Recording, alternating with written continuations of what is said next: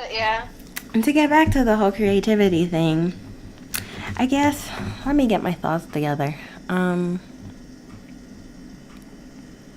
I just was wondering if it is as important to other people as it is to me, or if I'm just in my own world. Because when it comes to creativity, I sometimes feel like I'm kind of embarrassed to be a creative person, because I feel like I don't know. I feel like there's a stereotype that some creative people, like specifically people who are acting, Who are acting? yeah, and I don't know, who just don't.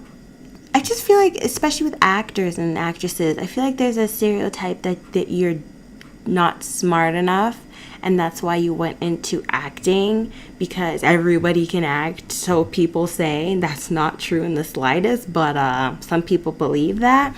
And so if you go into the arts, you're not smart enough for math, and you did horribly in math class, you did horribly in science class, that's the only reason why you're an artist. Like, I feel like I've heard that a lot, and I know that that's completely wrong, and that is not true in the slightest. Creative people are very strong intellectuals. That's why they're freaking Mm-hmm. creative. Hello, it's not easy to come up with Of some course. creative ideas. It takes some time and effort and determination. But there's a lot of stereotypes that I'm getting, that I used to get, not lately, that you're not smart enough.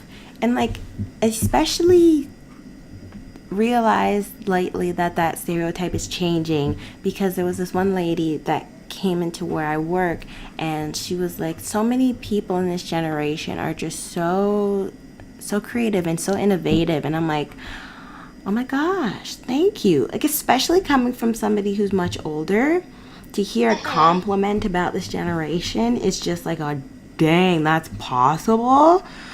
I know. I didn't know such a thing was possible. I didn't know you could compliment this generation. And to hear that somebody say that we're so innovative and so creative, I'm like, yes, we are. We are an innovative bunch. And I felt very proud of this generation for once in my life.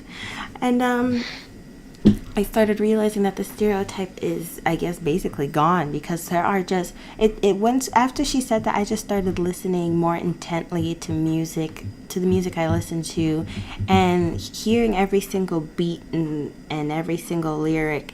I'm wondering, how long did it take for this person to come up with that, for the producer to produce that track? How long did it take for the songwriter to create such deep, strong lyrics?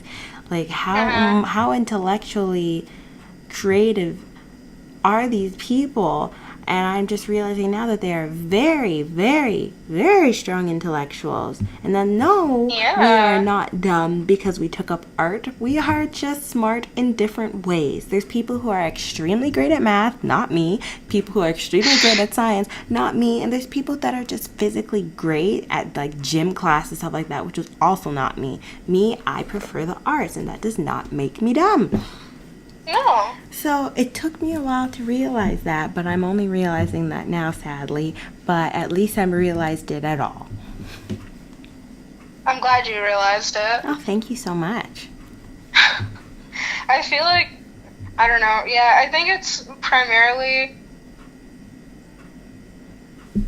maybe like what type, because I think the stereotype is still there.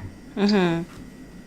But like you said, like it's pretty much disappearing. But I Mhm. think it's because of the fact that this is a new generation and people appreciate, like, not even older generations, because I feel like if it's still there, it's mostly older generations that are holding on to it. Mhm. But then like this generation in general, like, just appreciates art a lot more than Mhm. others. And like I feel like that's saying a lot, because considering the fact that there was like hella like aesthetic and art movements like back in the day, but it still wasn't Yes. taken seriously. Mhm. So but now it's actually being like acknowledged, and like people Mhm. who did art like centuries ago are finally being acknowledged for being like intelligent in Isn't their that work, like in their sad? discipline. It took centuries for them to finally be acknowledged for their... acknowledged, for their creativity. Isn't that... Oh my goodness, Lord help me. I'm just glad that it's not like that anymore. That it's not gonna take... Well, for some people, because, like, with certain... I don't know, certain artists that, like, singing-wise, and the artists that produce their own music and such like that, there's a lot of... is it underdogs? Underdogs? Is Underappreciated? Underrated? Isn't there a... Whatever. There was something in my head. Underrated, basically, yeah. Who it takes them years and years for anyone to appreciate their music. And I'm like, it just makes me so sad because there's just so many. It's very sad. But it's also very hard to listen to every single artist that this world has to offer because there's just so many There's of too them. much talent. There's too much. That some people just get buried and you never hear from them. And it's just, oh my. Like, there's this one sister duo called Chloe and Holly, I think. Yeah, Holly. And a lot of people know, I don't know if a lot of people know that, but a lot of people know them because Beyonce signed them to her label, her own private label. And so people just keep basically calling them like the Beyonce 2.0 and stuff like that, and like they only recognize them because of Beyonce, and people are recognizing them because of their talents and skills. And these girls, first of all, one of them's the same age as me and the other one's 17, and if you hear their voices and if you hear the music that they produce, because they do it all themselves, I'm just mind freaking blown how we are all in the same age range and we are all capable of doing such cotton picking amazing freaking things. I just keep listening to their album called, I think it's called Just the Two of Us, or The Two of Us, and it's just amazing. Oh my goodness. And it's not like a regular album either. It's like the songs just keep continuing off of each other, so it doesn't stop. It just keeps going and going and going and going. One song bleeds into another song, and then they have like an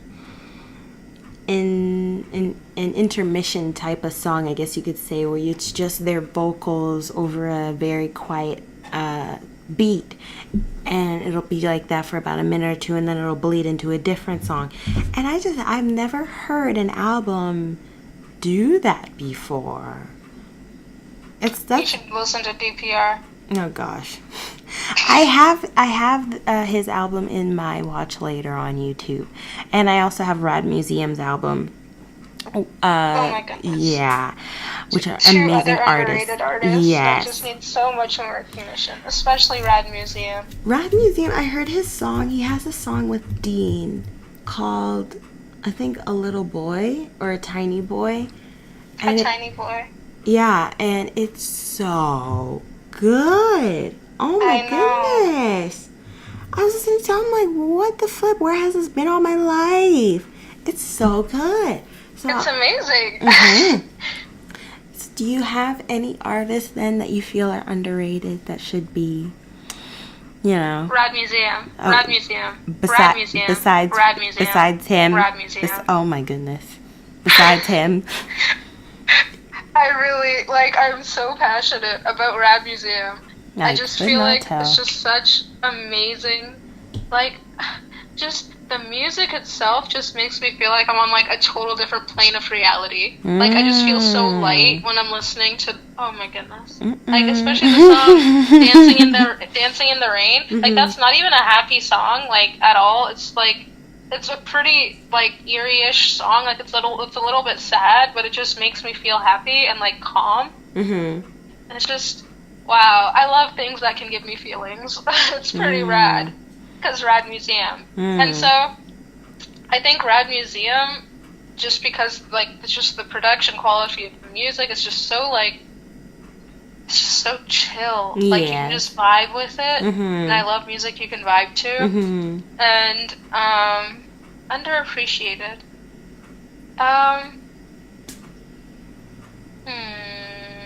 There's too many. There's way too many.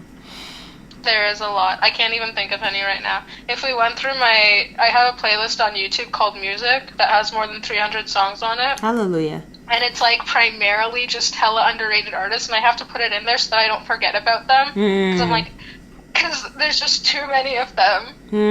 I get it. But I don't want to forget. Because which just reminded me, there's one that comes to mind, which I feel like I told you about them, but Superorganism. So you did tell me. Actually. Oh yeah. Well, for the people that don't know, Superorganism is an amazing God-taking group that is filled with people from all different parts of the world, and they all live together in one house, and they produce music together, amazing music, and it is very chill music, I guess you could say. It's very different. It's kind of like you're on a trip. Every time you listen to one of their songs, it's like you're on a trip, just like you said, to a whole nother different plan. It's just next level. It's very different, and I like to listen to their music when I'm feeling sad, because they have a song called, I think it's called No One Cares, or something of the sort. Let me look it up. I think it's No One Cares. Superorganism. But they have quite a bit of songs. They don't have an album out or anything, but they have quite a few songs out, and it's just, oh my goodness, it's just amazing. Every song is just amazing. Like they have one song, and I find it interesting how they take everybody's cultures and try to put it into the song. Like they have a Japanese member, and they'll put a very popular Japanese candy in there, and then they have a Korean member, and they have him singing some Korean in a song, one of their songs called Something for Your Mind, and I had to listen intently. I'm like, what is he even saying right now? And I heard, and he's like, I think he's saying, is everybody ready? Open your mind. And I'm like, I don't know, it just sounds so cool to hear the Korean and the Japanese and the English all come together and create just such beautiful music. It's just, oh my goodness. But I think it's called, heaven help me now, what is it called? Nobody Cares. That's what it's called. Nobody Cares. Nobody Cares is amazing. But if you watch their music videos, it's really trippy. Like, sometimes I have to stop myself from watching their music videos because I feel like I'm gonna lose my cotton picking mind. On LSD? Yeah, honestly. I feel like maybe that's what they're trying to go for. They're trying to make it seem as if, because they're very like hippie-ish, I guess you can say. I don't know. Hippie-ish, I'll use that word. And I feel like every music video, they want you to feel as if you're going on a trip. And when the music video's over, you get snapped back into reality. And it's very different, and I like it. I'm down for going on a trip. Then you should watch Superorganism. They're really good. My goodness. I'll look more into them. Yes, you will. Okay, so then another question I have for you is, if you were, how should I phrase this? Let me take a minute.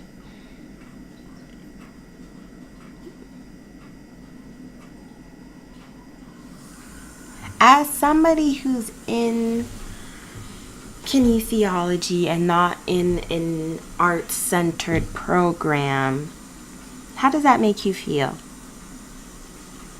I complain about it on the daily.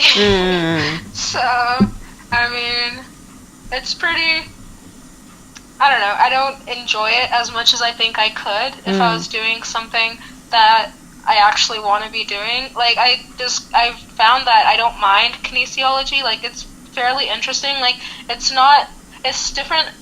It would be different if I was, like, maybe studying chemistry or something. Then I'd probably, like, just be over it. I'd, like, drop out after day 2 and just not want to do it. But at least with, like, I mean that quite literally, because I'm barely holding on with kinesiology. But at least with kinesiology, some of the things actually interest me, because we talk about sociology a lot too within kinesiology, and just about how like people react and just how people think about other people, and we talk about perspective and like the human body, and like we don't just talk about the human body in the sense of like how like just an organism like biologically. We also talk about the human body and how it like gives us advantages and disadvantages. We talk about race, we talk about like sexuality, like male female, and like we talk about just how your body can be used to your advantage, or how your body can give you disadvantages in life. And like it's just like I also appreciate that it's a pretty non-PC class, so there isn't like any sugarcoating. Like it's just like dead ass, like if you're this type of if you look this certain way, chances are you're going to be treated this certain way. And it's like it's not based off like any type of prejudice or anything like that. It's just legitimately saying like just how we see things in society. Oh yeah. And so like, but after all of that, like after stating like this is how people react to this, a person who looks like this versus a person who looks like this, we look into how we can change that and how we can like correct how people view the human body like aesthetically. And so I dig that. I think that's the only aspect that's keeping me like super interested in kinesiology, just because that goes into like philosophy. And I really appreciate that. So I think that's why it's not too bad, but I would much rather be doing something specifically in the faculty of art or like humanities. So it's a bummer, but it's not the worst. It's not chemistry or math. Yeah, you're surviving somehow. You're getting through it. I guess that answers my next question. Are you happy with where you are in life right now? No, not at all. That was pretty obvious, I guess. Huh?